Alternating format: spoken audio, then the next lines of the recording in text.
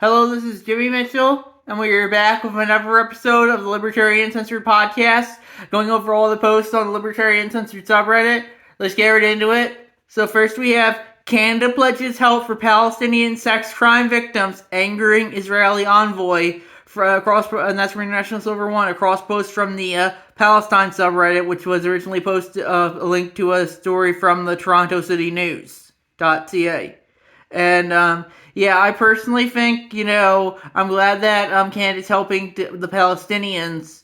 But I think this is probably the most they can do. They can't probably go any further because, yeah, but it's still nice to see them helping Palestinians. They're probably also aiding Israel as well while they're at it, just like the U.S. is. But at least they're trying to help the Palestinians as well.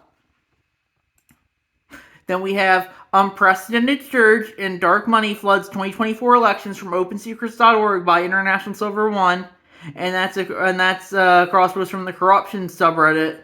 And yeah, I definitely don't think that's good. But ultimately, special interests are ultimately going to control the government as long as it's around. So that's why I think we got to get rid of the forced collective government and just have a voluntary collective government where everyone can just obey whatever laws they want as long as they can enforce them. So that's my thoughts on that issue. Then we have, does anyone want to tell them, from Defying L's on Twitter, and I posted that.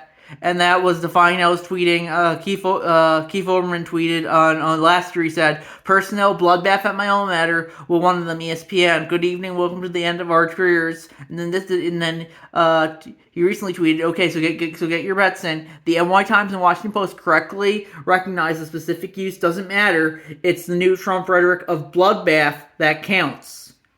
And I said, rules for thee, but not for me.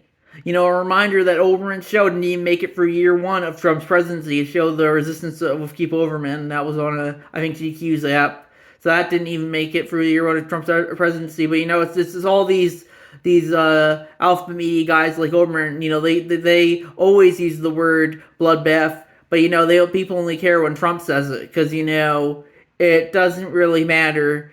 Who says something? It doesn't really matter what people say, right? It really matters who says it, and you definitely see that these days when it comes to the partisan lean of who says what.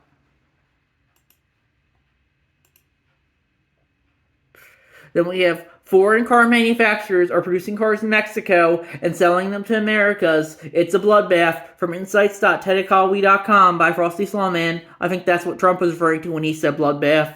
But, yeah. I personally think if people want to manufacture cars in Mexico, I think they should be able to. I think people should be able to manufacture whatever they want, wherever they want. And that's my thoughts on that issue. Then we have, the New York Times again worries that free speech endangers democracy from Reason. And I posted that. And I said, glad to see the societal influence of them and the rest of the alphabet media declining. I also added, I hate how a lot of people on the left suddenly love Big Brother when he says stuff like, we need to get rid of hate speech, misinformation, or trans rights. I think people are entitled to say whatever they want. And I definitely don't like how in places like Canada you have these new hate speech bills that could potentially arrest people away to jail people for life. I don't think that's very libertarian. It said the government will say only, it's for harm or inciting genocide. Well, they can define that however they want. They're in the position to enforce it, and that's why I personally don't care for laws like that.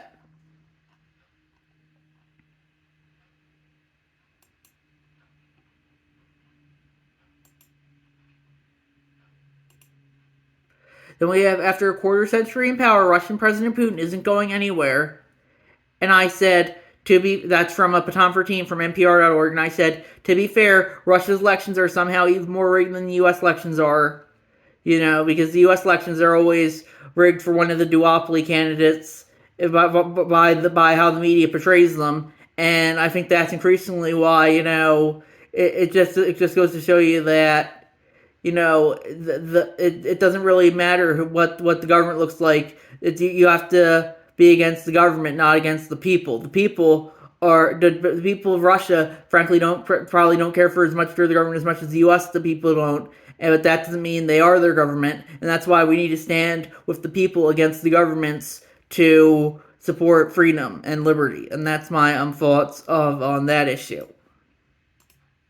Then we have, on the joke, the comedic trip Trump uses to normalize his behavior from Politico, and I posted that and I added, I despise him and would never vote for him, but if you don't think Trump derangement syndrome is a thing at this point, you probably have it.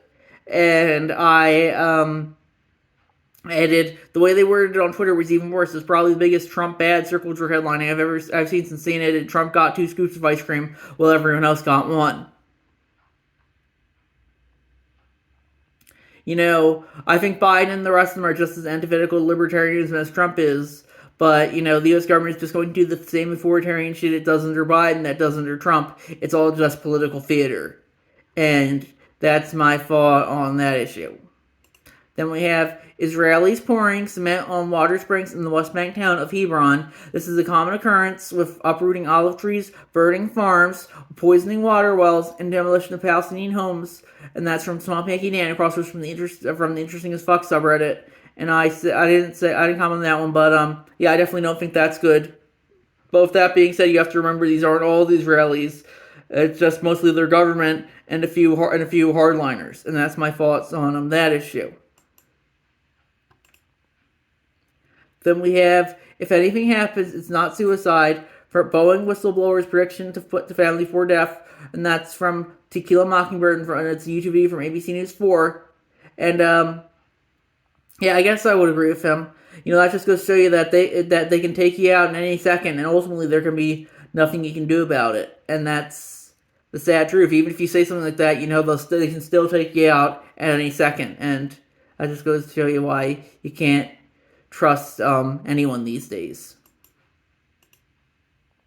Then we have EPA bans asbestos, a deadly carcinogen, still in use decades after a partial ban was enacted, from APnews.com by Zachness. And yeah, I personally don't care for asbestos, but I don't think the government should be banning anything. I think that's government banning anything is frankly government overreach, and that's my thoughts on that issue. And we have LP Canada crushing it as usual from LP Texas Official, and that's crosspost from the Libertarian CDN subreddit. When the Libertarian CDN, I think that's the Libertarian Party of Canada's official account, tweeted, corporatism and socialism has the same essential ingredient, government-known statism, suppressing individual economic actors who otherwise drive markets. Both are anti-capitalist, but people voting with their dollars is better regulation than any government regime. And then the picture they shared was, when the government protects the business, it's protecting that business from us. And I agree with that. Ultimately, I want everyone to do what they want, and I don't want the government telling people what to do, and that's one of the big reasons I'm a libertarian. Then we have, sure, Trump is promising to be a dictator, but did you hear Biden is wearing new lifestyle sneakers from Clorox, and that's crosswords from the Fox Fiction subreddit. And I said, tan suit, 2 scoops of ice cream moment, 24-hour cable news was a mistake.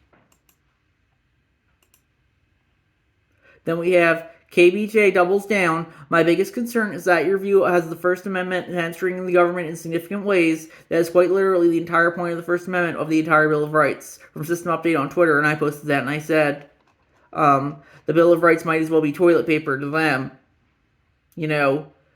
Government can define words like harm however they feel like. Well, if they consider any and all dissent to be harmful, and that's why we shouldn't justify the government forcing private companies to censor speech.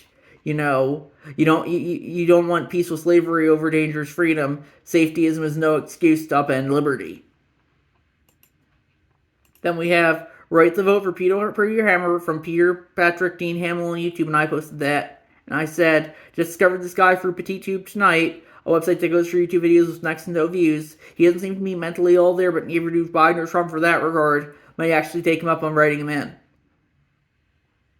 That's my thoughts on that issue. Then we have Massachusetts investigators pursue charges against 8th graders who allegedly created an online mock slave auction from wburr.org, and I posted that, and I said, definitely goes against the First Amendment, but sadly the U.S. government doesn't seem to care for that anymore.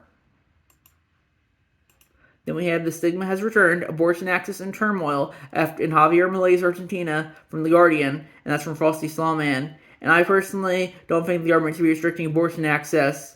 I guess you can justify it if you think it's murder, but even then, I don't think the government should be justifying policing even murder as well, because I think that's the government's if the government polices anything, I think it's naturally just going to overstep its bounds, and that's my thoughts on that issue.